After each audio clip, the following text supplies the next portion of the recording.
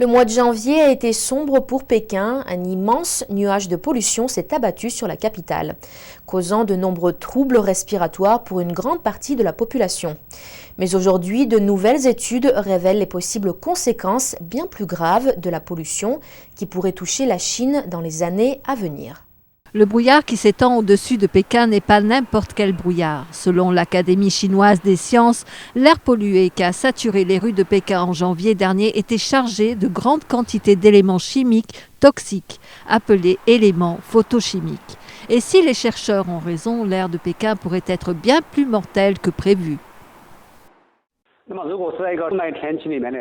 Les composants d'azote qui apparaissent habituellement dans le brouillard sont du dioxyde d'azote.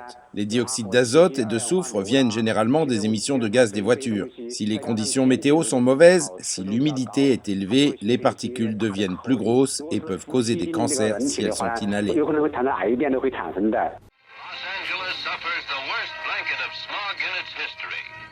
Ces éléments photochimiques ont tué plus de 800 personnes à Los Angeles il y a 100 ans. Selon les données publiées par les autorités chinoises, de nombreux Chinois ont respiré la même composition toxique en quantité bien plus élevée depuis le début de l'année. Mais les effets de cet air toxique ne vont pas se limiter à la Chine. Le brouillard s'est étendu bien plus loin. Le ministère japonais de l'Environnement est en train d'enquêter sur le nuage de pollution qui a aussi recouvert Tokyo. Des chercheurs basés dans l'Oregon aux États-Unis ont découvert que la pollution avait également atteint le continent américain, porté par le jet stream de l'océan Pacifique, un grand courant aérien qui encercle la Terre de l'ouest vers l'est. Mais qu'en est-il des habitants de Pékin? Que peuvent-ils faire pour se protéger? Très peu de choses, semblerait-il.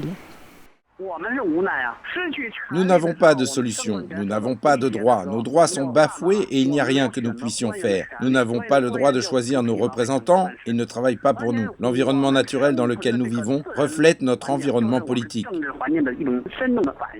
Le cancer des poumons peut prendre des années pour se développer après qu'une personne ait été exposée aux particules photochimiques. Les effets les plus néfastes de la pollution de Pékin ne se feront réellement connaître que dans plusieurs années.